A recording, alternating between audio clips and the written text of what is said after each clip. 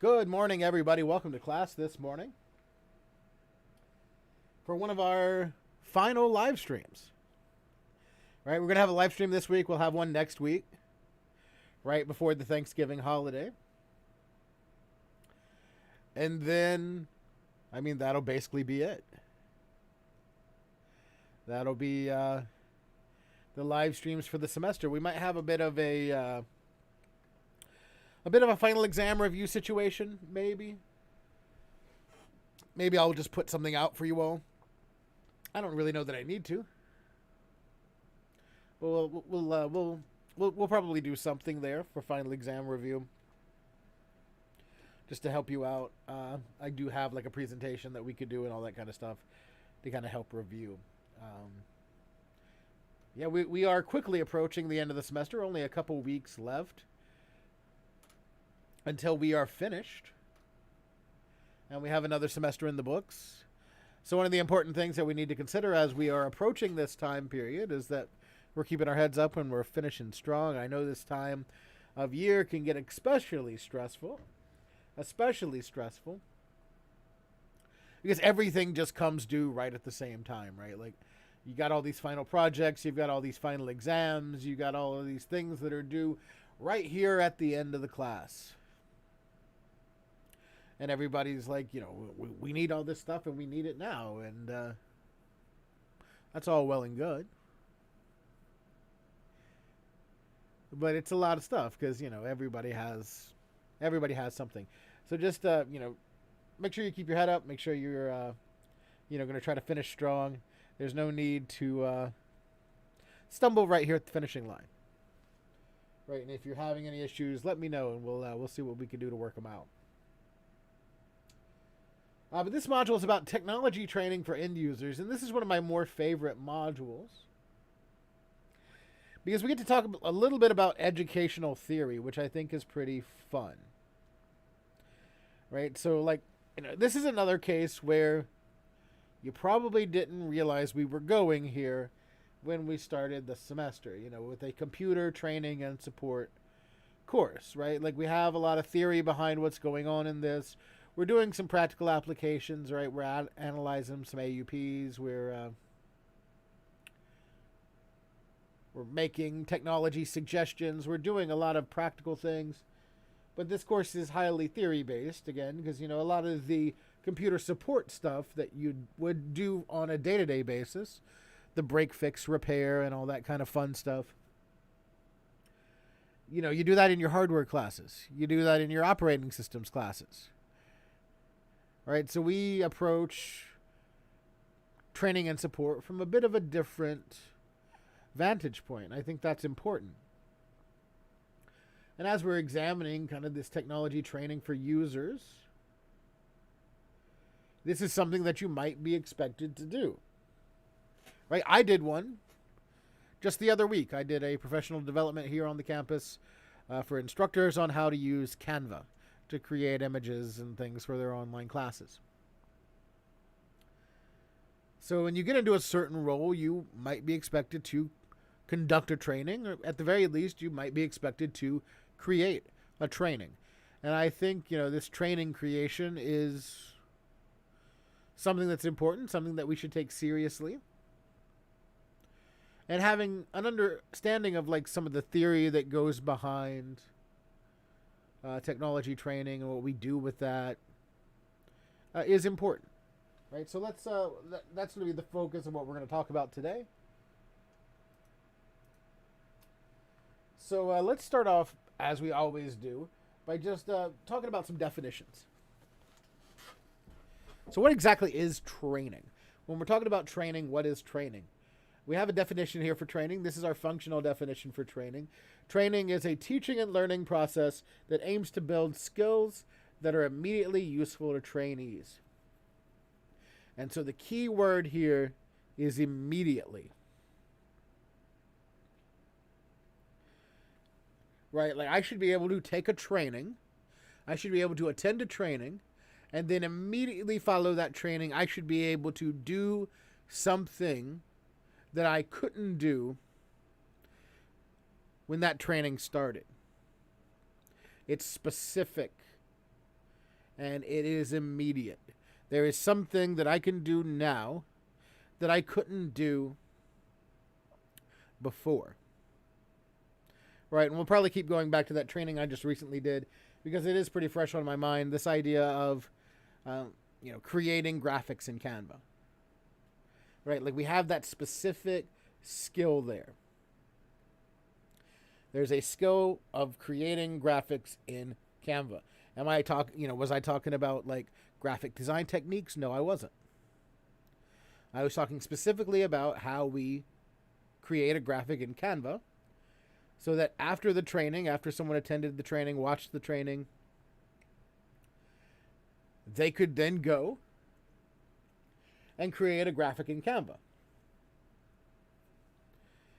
The visual appeal of that graphic might vary based on the individual who's building it, but at least they could create it. And that's the skill, and that's immediately useful. And so we can kind of relate this idea of training to education, but training is not education. Right? That was a training where we're like, how do we make something in Canva? What we're doing right now is education, and we'll talk more about that in just a second. So training is kind of similar to, it's related to education, but it's not education. So we need to make that distinction there.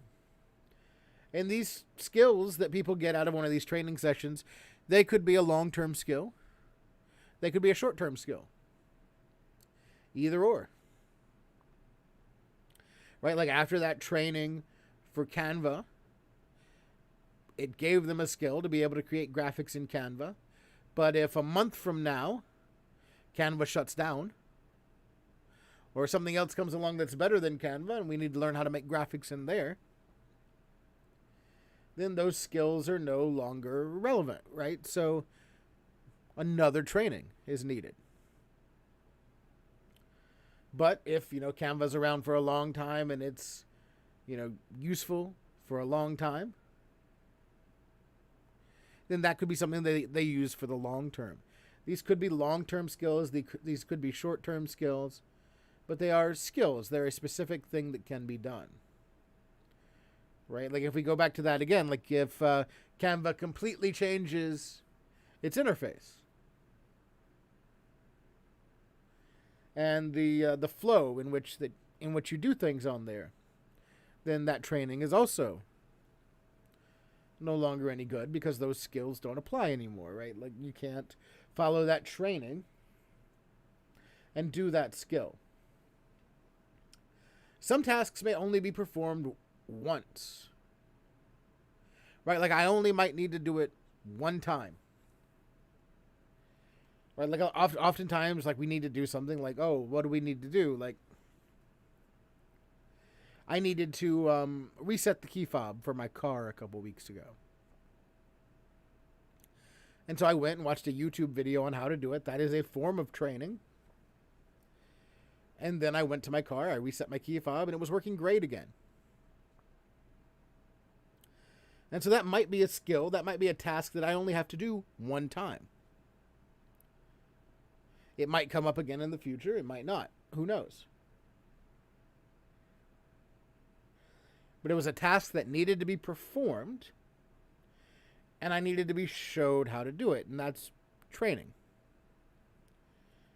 So whether it's performed only once, whether it's only performed a handful of times, whether it's performed every single day, whatever that specific skill is that you get from the training, that's what makes it a training. Right? That it's a specific skill that is immediately useful.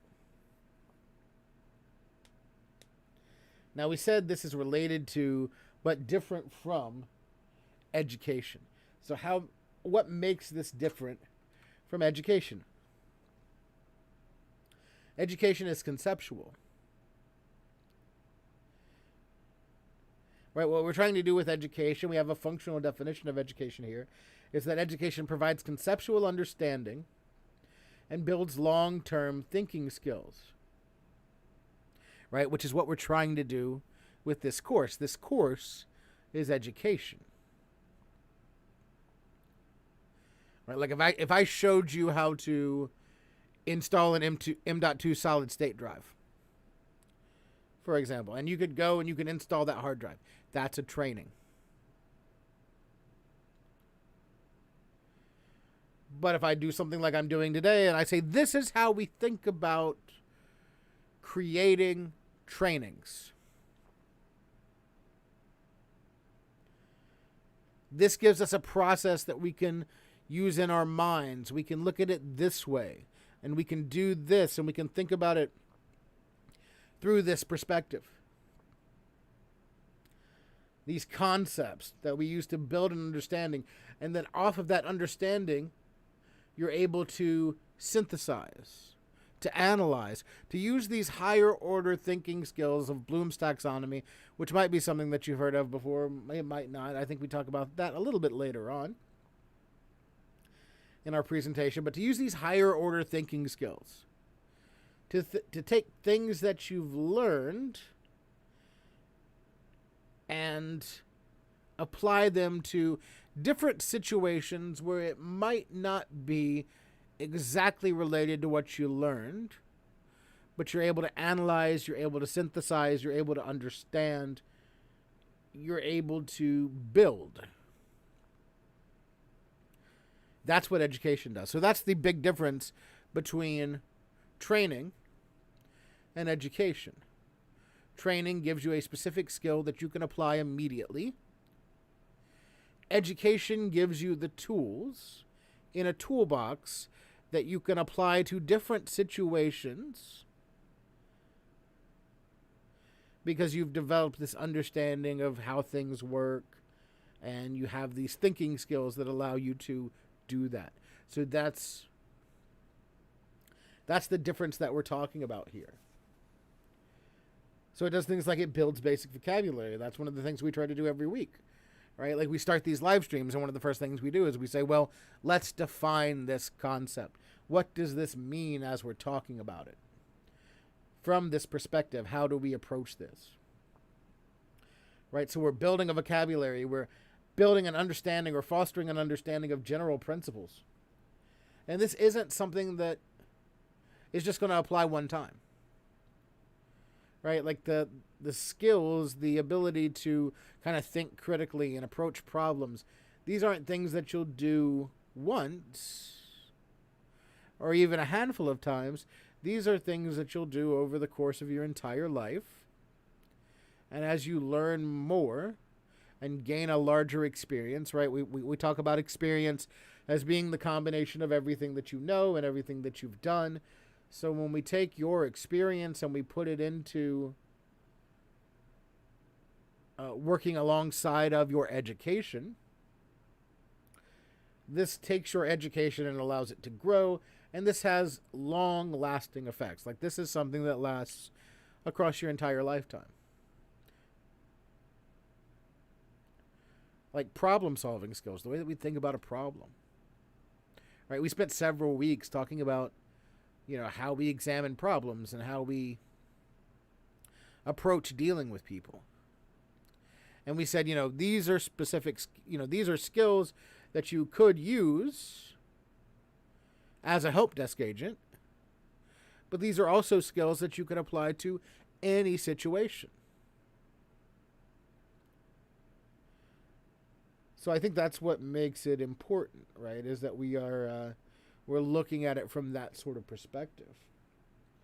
So when we're working with a training, when we're working with something specific that's going to give our users some sort of specific skill that they'll be able to do right away, what are the characteristics that define a training? One is that it focuses on performing activities and building expertise. Right, one of the things that I will always say, and it's kind of one of the ways that we approach different situations, when we looked at the idea of your documentation a few weeks ago, when you were writing your training manuals and working with your technical writing. Right, one of the things that we talked about in regard to technical writing is that you should be able to write this to where someone could take this document And only following this document, they could turn around and perform the task. And it's a similar thing here with training. When we're approaching a training, we should be able to create and build a training in such a way that we're focusing on performing these activities so that when our user is done with the training, they're able to perform the activities that they need to perform. Right? You know, we kind of talk about it in terms of a problem state and a goal state, right? Like these have been terms that we've brought up time and time again throughout the semester. We have a problem state and we have a goal state. Right? So if we have a problem state, we have a goal state, problem, goal. Our problem state and our goal state is separated by a chasm. And we've talked about problem states and goal states in regard to different things, right? Like when we talked about, you know, making decisions, there's a problem that needs to be solved and a goal that we will have achieved after we've solved the problem. When we talk about fixing things and repairing things and troubleshooting, there's a problem and there's a goal. And when it comes to training, again, there's a problem and there's a goal. And, you know, these are things that we see time and time again, right? Like there are a lot of through lines that we see in a lot of different modules in this course, right? The problem state and goal state, that's one of them. Another one would be like the idea of effectiveness and efficiency. Doing things right and doing the right things.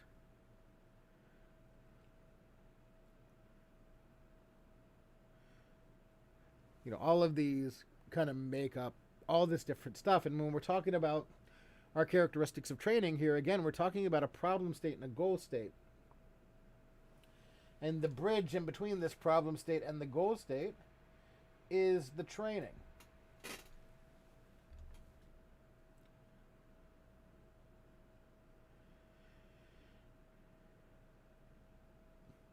Because once they complete the training, they should be able to perform the task. So the evaluation of the quality of that training is whether or not they can perform the task that will get them to that goal state. Because if I have this chasm here and it stops here, gets them most of the way there but still leaves them with this area here where they can't get across, that's not an effective training. You haven't done the right things there.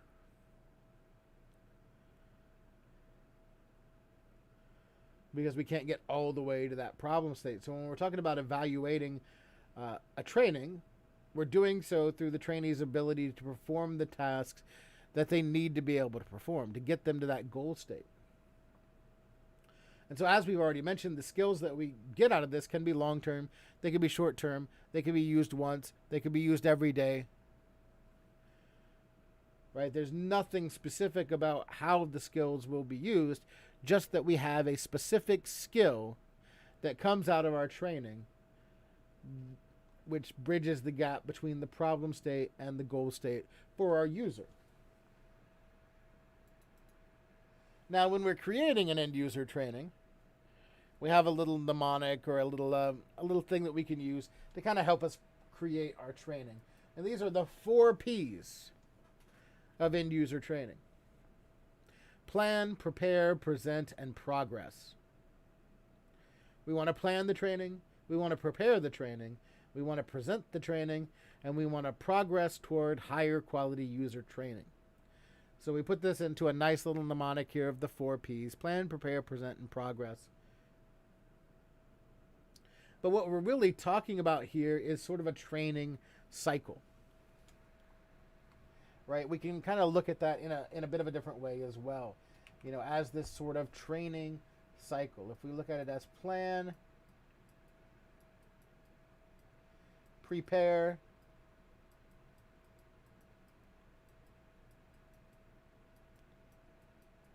present,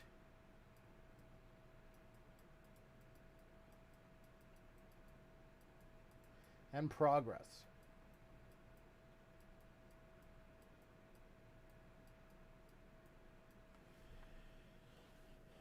Right? We can call this a training cycle, because it moves around in that sort of way.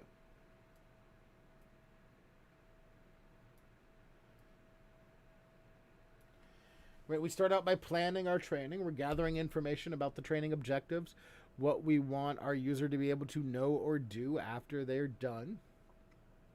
Then we start to develop it.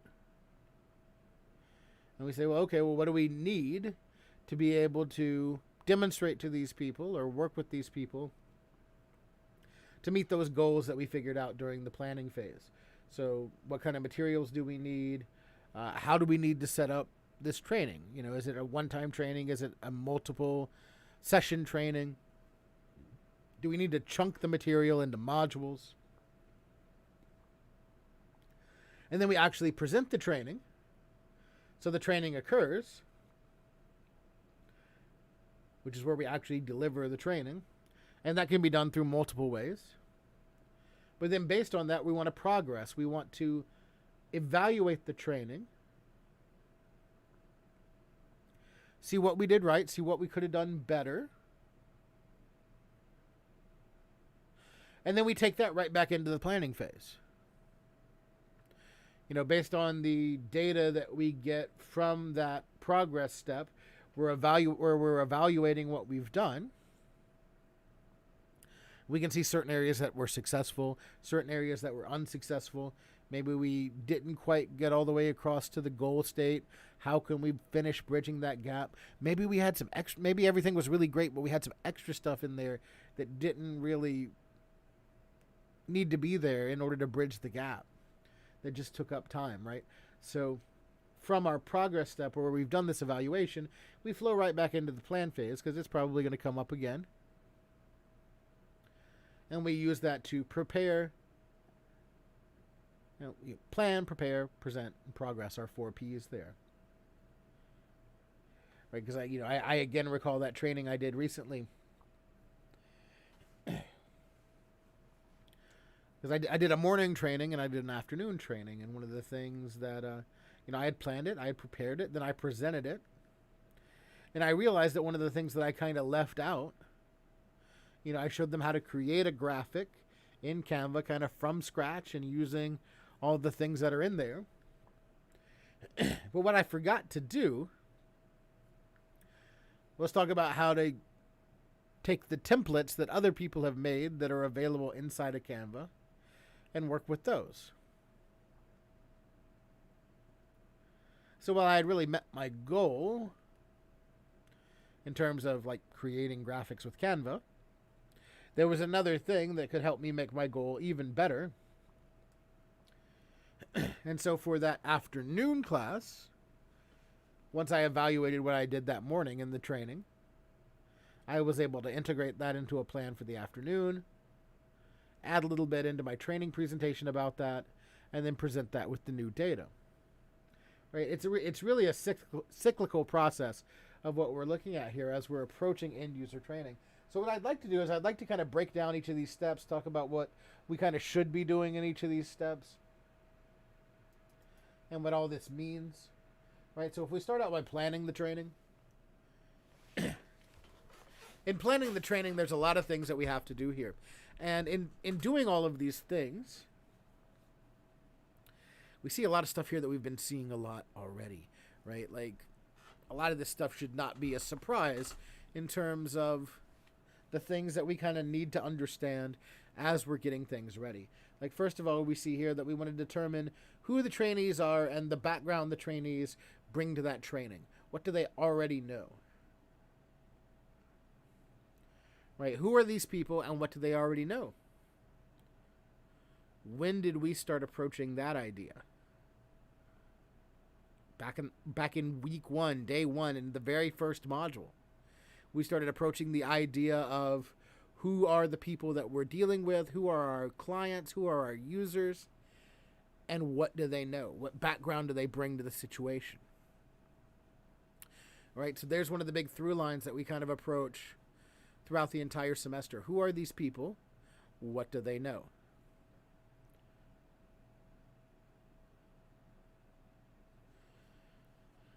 And then we can start to look at, well, what do they need to know? What is this gap, right? What is this gap that we can identify between their problem state, where they are now, and their goal state, where we want them to be? So what do they know? What do they need to know? How can we get them there? Right? So that's the skill level trainees need to achieve. And then finally, we have specific learning or performance objectives. And when we're talking about objectives here, we can talk about this in relation to some educational theory, right? So we can kind of sit on objectives just a little bit more. When we're looking at learning objectives and performance objectives, a learning objective is something that we want people to know, a skill that trainees need to learn. And a performance objective is a statement of what a trainee needs to be able to do at the end of the training session. So when we're looking at performance, when we're looking at our training objectives are a combination of learning objectives and performance objectives. So they're essentially just the things that we want our users, or want our clients, whomever that we're dealing with, to be able to know or do by the end of our training. And we have some goals here for our objectives. One is that we want our objectives to be measurable, right? Remember, we said we need to evaluate this. We need to evaluate how well our training worked. We need to evaluate whether or not the people are actually able to know or do what we talked about them knowing or doing in our objectives, right? So we need to be able to measure it. And so as such, we typically start with some kind of action verb, like plan, describe, explain, perform, evaluate, analyze, repair. Right? Like a lot of these things, they come out of Bloom's taxonomy. And we kind of mentioned Bloom's taxonomy a little bit ago. I'm going to grab a little chart here just so you all can see it.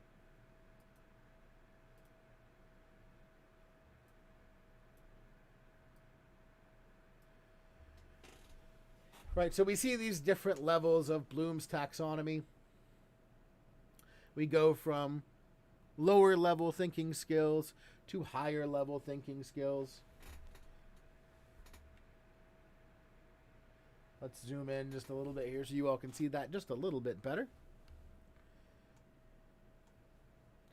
And we see at our lower level thinking skills, we have the knowledge level. And at that level, we want people to be able to define, to be able to identify, to describe, to recognize, to tell, to explain, to recite, to memorize, to illustrate, to quote.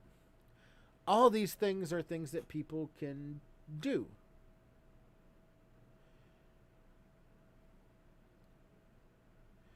And at this level, it's basically, I will tell it to you, and then you can tell it back to me. Right, so then at the next phase, we see things like summarize and interpret and classify and compare and contrast. We're starting to see like relationships form. So it's not just being able to, you tell me data, I tell it back to you. It's, you tell me data, I understand it, and I can relate it to something else. I can paraphrase it, I can cite it, I can relate it, I can compare it, contrast it, I can do a little something with it. And then we get into things like apply, where we're starting to solve or change or relate, complete, use, teach, articulate. Right? So this is, getting even higher than just a simple exchange of data back and forth. This is me teaching you something and you being able to do some kind of application, complete an IPO chart, for example. right? Like I tell you about, this is how an IPO chart works, and then you can make one, right? That's what we're talking about there. Analyze. We're starting to get deeper into it. Correlate, distill, conclude, categorize, take apart, evaluate, criticize, reframe, judge, appraise, actually assign value to. And then we can design and modify and roleplay and develop at our highest level, at our create level. We're inventing at that level. So we're going from just a mere exchange of knowledge back and forth to something being created from nothing based on other things that you've learned, right? And when we get to that sort of stuff, that's when we get into that education versus training, right? Like most of our training is going to stop here at level 3 in terms of the objective verbs that we're going to be using, right? Because we're going to want to be able to have somebody use a specific thing or do a, create some specific thing. So most of what we would use in terms of an action verb for what we want, it's going to be about level 3 here. And we might get some into some higher levels, but the majority of the time, it's going to be about level 3 as our top for our training, right?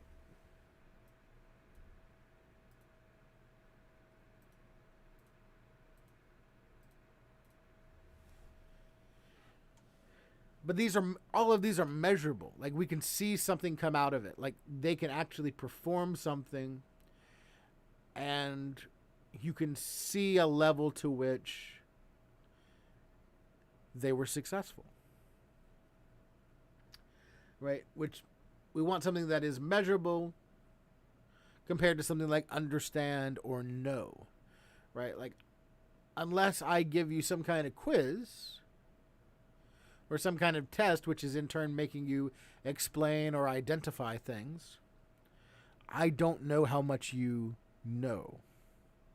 Right? Like I can't go into your mind and kind of figure out how much you know. I need you to demonstrate your knowledge to me in some way through explanation, through identification, through description, through something of that nature. And if I want to evaluate what you know, so like if we just say we want them to be able to know something, well, what does that mean? How can we measure what they know? If we need to evaluate this training based on the level of success that these users have achieved, and we say that they need to understand something, how do we measure their understanding?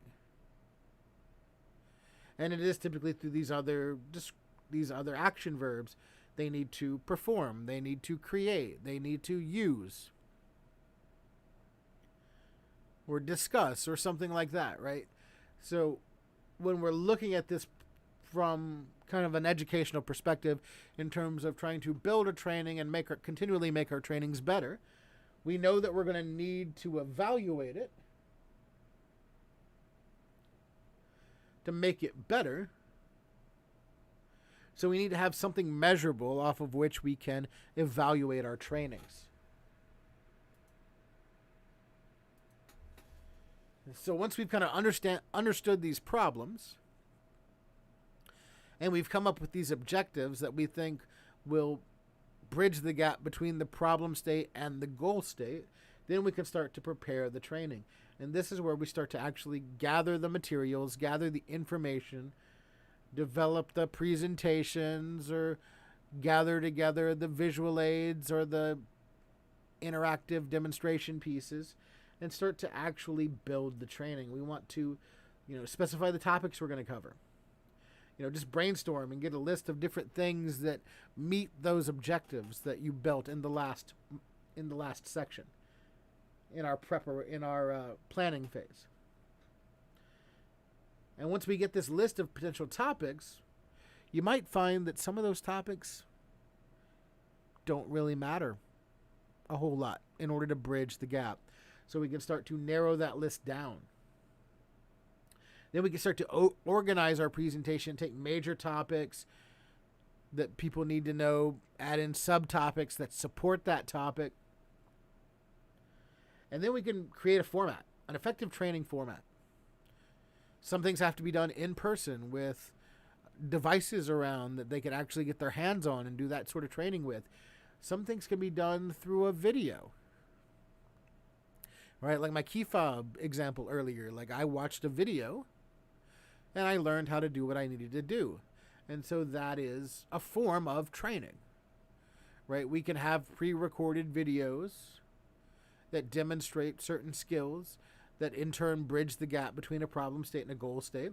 And one of the great things about having these videos is that they can be employed at any time. Someone doesn't have to go to a certain place at a certain time to engage in a training. They can take part in a training that is asynchronous, online, at any time of day. So determining like how the training will be presented is just as important as, kind of determining what's going to be in the training itself. Do I need to have people in a room so that they can get their hands on a certain thing and have me kind of there overseeing it so I can help them? Or is this something that maybe they could watch a video on or participate in synchronously online, through Zoom or Teams or something like that, that would allow them to figure things out? Selecting topics is pretty important. But really, our big source of how we select our topics is going to be from our training objectives. The things that we identified as the things that we need to be able to know or do in order to bridge that gap. So if we can identify these things that people need to be able to know or people need to be able to do in order to bridge the gap, that's super important. And based on these training objectives, we can kind of figure things out, figure out what's important based on what we know of the subject. Remember, we're subject matter experts, right? That was another thing that we talked about when we talked about technical writing, is that, when we are approaching something from the perspective of technical writing, we're able to create technical writing because we are an expert in that field. So with our expertise, with our knowledge of what is important, we can couple that with our training objectives and come up with the best things that need to be covered here. And then you could start to pull in other situations like topics covered by other trainers and writers. If you're doing a similar training to what someone else did, you can look at what they did in their training, see what they think is important, because maybe you forgot something. Maybe, as you were planning, maybe something kind of skipped your mind, or maybe you were thinking about it too advanced and needed to be kind of brought back down. Remember, like we talked about the Feynman technique a couple weeks ago, where it's like, explain this to me like I just came down to the planet. I don't know anything. Explain this to me like that. Well, maybe you weren't thinking in that sort of way, so your training is a little bit more advanced. And so you need to look at somebody else's training and you're like, oh, well, yeah. Like, I forgot about that. Like, if they're going to know about that, they need to know about this as well. Right? So what other trainers and other successful training materials have done, you can look at that too for ideas. But just as important as it is to decide what to cover, it's also important to decide what not to cover.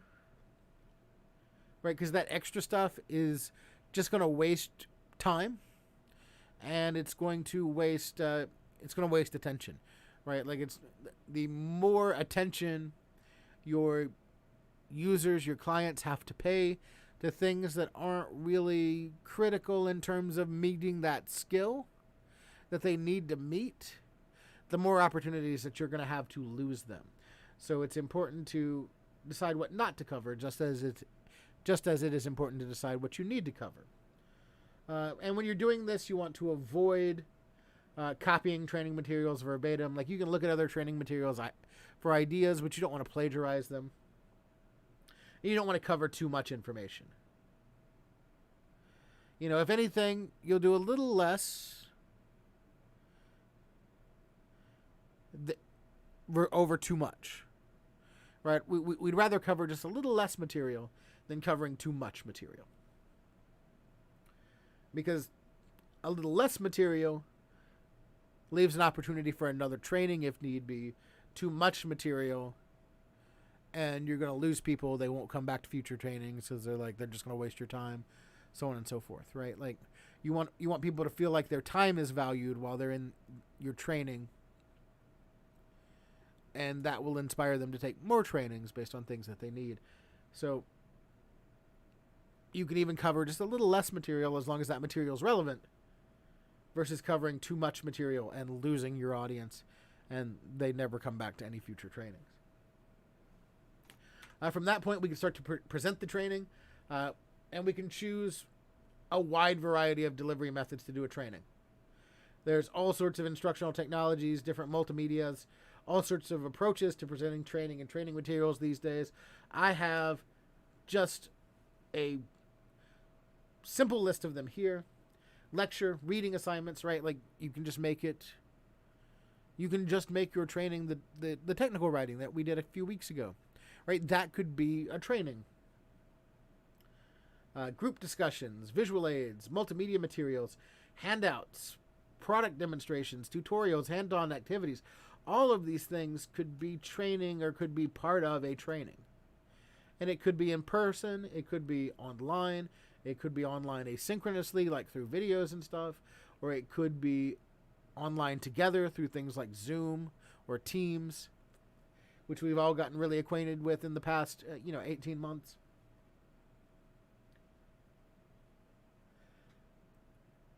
So there's all sorts of delivery methods that we could employ here to get our training across. We just have to kind of choose which delivery method we think would be the most effective. And we could even do it multiple ways, right? Like there's nothing saying that we have to do it one specific way, right? Like I'll keep going back to that Canva training I did a couple weeks ago. The morning session was through Microsoft Teams. The afternoon session was in person.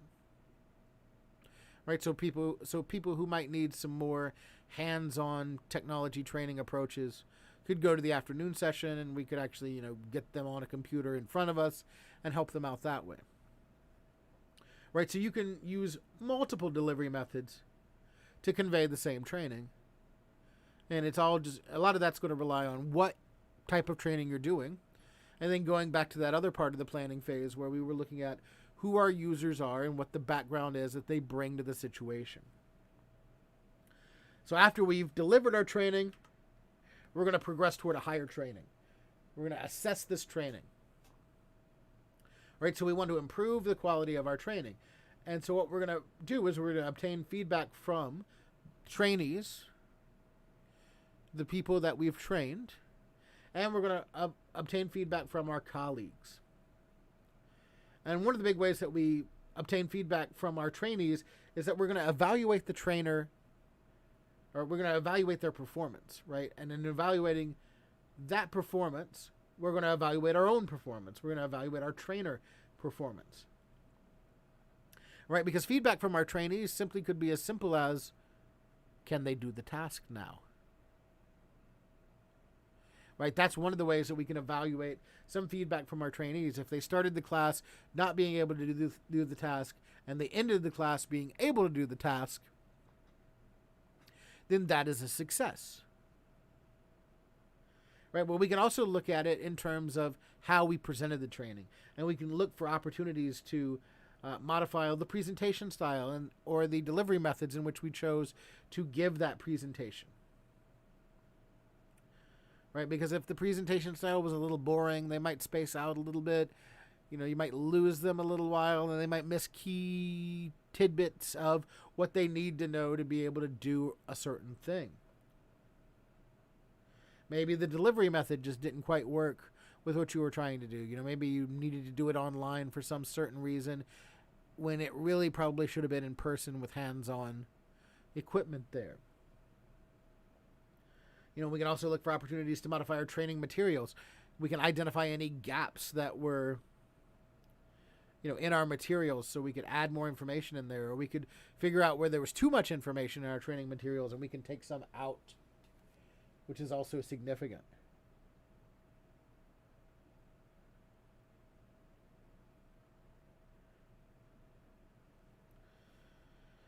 But we want to look for these opportunities to improve the quality of our training. And one of the ways that we can do that is through training of we can give a quiz, we can give hands-on activities just to see how well our trainees learned that material. But the other thing here is that we can give our trainees a survey. We can give them a survey to evaluate how they felt the presentation went. Right? So we can see these performance results via a quiz or via hands-on activities, or just whether or not they're able to do what they need to do. And that gives us half of how we can assess the training, and the other half can come through some kind of survey as to how well or how poorly they perceived the presentation. And so when we're building this evaluation form, there are certain things that we need to keep in mind. Right? We want to build a vehicle here to kind of obtain trainees' perspectives on the strengths and the areas that need improvement in our training sessions. So we have a handful of sample questions here. You know, things like, were the training objectives clear? Was it clear from the start that you knew what we were going to know or do by the end? Or what you should be able to know or do by the end? Right? Like, you know, at the beginning of all the modules in our course, we have our objectives. And these are the things that you should be able to know or do by the end of the module. Were they clear? Did we achieve them? You know, were the terms used in the training session defined? Was the training session well organized? Was the pace of the training too fast? Was it too slow? Were the training aids useful? Right? We can ask these questions on a form. We can get direct feedback from the people that we're working with. And we can get opinions on, you know, what we can improve, what we can make better. And then once we have this feedback, we can take it in. Right? Not necessarily everything that you get back from the feedback would be something that you'd have to do. Right? Like some of the feedback could be in conflict. Right? Like you can have some people saying it was too fast and other people saying it was too slow. And that might just mean that you had different types of users in your session. And maybe instead of like rebuilding the training, you need to kind of figure out how to market it a little bit better, or figure out who would be the ideal candidate for this training. Right? So there's different things that we need to consider, different things that we need to approach here. And really that brings me to the end of our presentation today. So that's where I'd like to stop for today. We'll hang out in the chat for just a minute, just in case anybody has any questions. If you're watching this later on and you have any questions, please feel free to contact me, you know, via email, via Microsoft Teams. But that's all that I have for you for today. Thank you for watching, and we'll see you next time.